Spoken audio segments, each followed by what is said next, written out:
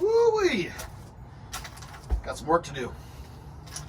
On today's episode, we are going to clean out this chicken coop. My little chicks and the brooder in there have grown their big chick feathers and are ready to be hens in a proper coop. Fortunately, we had this great thing when we moved into our house this past summer, and now it's time to polish it up and give it some life. So that'll get our day started. So Melissa was very adamant that chicken poop has some particulate matter that can make you very sick. Her dad's a surgeon and he warned her of that. And he knows what he's talking about, so I'm gonna wear a mask. Hello, my love.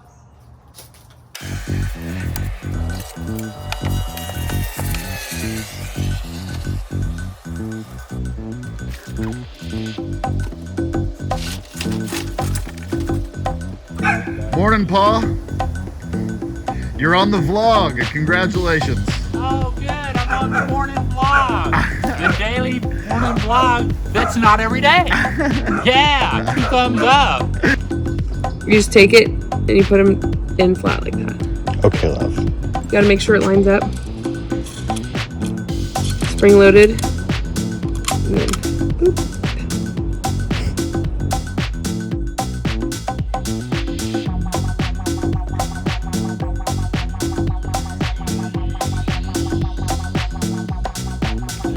What you doing? Couch carting. Outdoor furniture.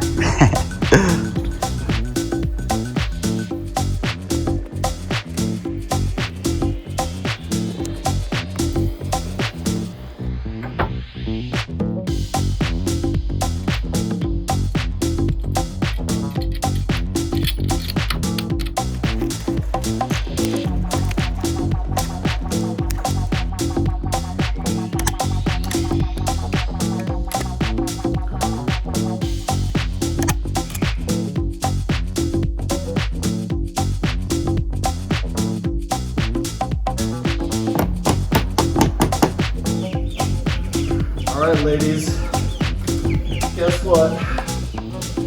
Y'all have grown up. Move on to the big world. I like to stick my hand in here for a little while first and let them get used to it before I go grab it. Feels less aggressive.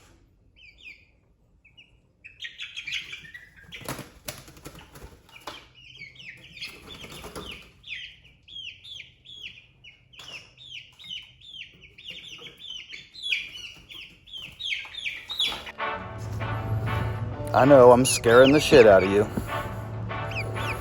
but we're moving on to a bigger and better place, and not the dinner plate. Got a big old coop for you. Y'all are gonna like it.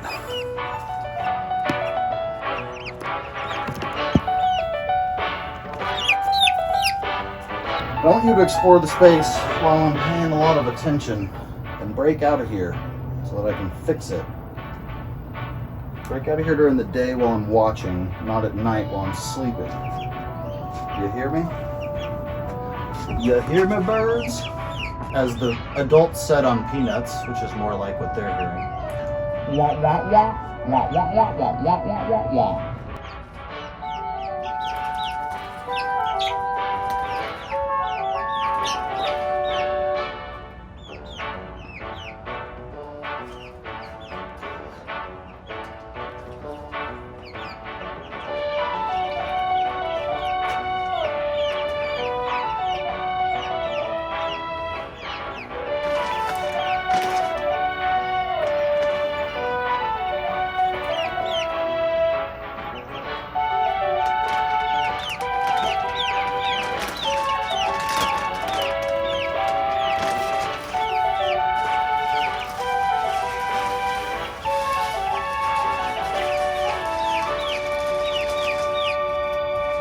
I'd also like to point out that I only spruced this place up. I by no means built it or anything. It was here when we bought the place, so I'm not that awesome.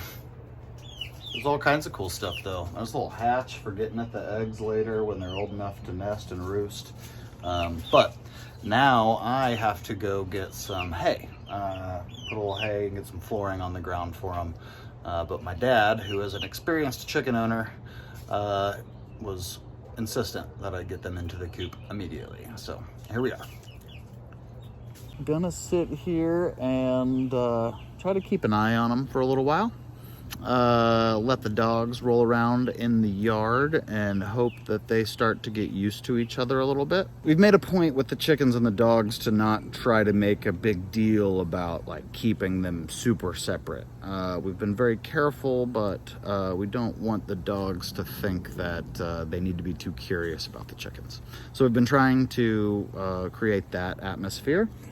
George seems to be doing pretty good, not bothering them and sniffing around too much. Tucker's a little bit more who we're worried about. So we'll see how he responds. But I think after a little while they should get used to each other, and hopefully we won't lose one of our own pets to one of our own pets, because that would be a shame. And then Melissa's back there watering the garden, and we've got a lot of great things going on over there. Buzz you by that real fast. All right, what do we got here, babe? Our garden. Thank you. Tomatoes in the front. And then there's squash on the side. Cucumbers on this side. Some basil. Parsley. Lettuce. A pepper plant. This is asparagus. And then kale. And then in the middle, I think that's squash. And then we've got corn going over there, and cantaloupe and watermelon over here. Fingers crossed. The cantaloupe and watermelon, we tried to do it once before, and we were at the warehouse with concrete. So we're hoping the barrels will let them drape over, and then we can create a good nest for the melons as they produce themselves. But, you know, who knows? We'll see how it all plays out. First time farmers here. And then these guys are the seedlings, next generation. Got some kale going there. Got some beets going there. Spaghetti squash are these badasses right here. These are ready to go in the ground. I'm excited about beets. And then white scallion sure ain't much to look at. But yeah, that's the home farm. You met the chicks today, so it seemed like a reasonable time to introduce you to the plants. Okay. I love it.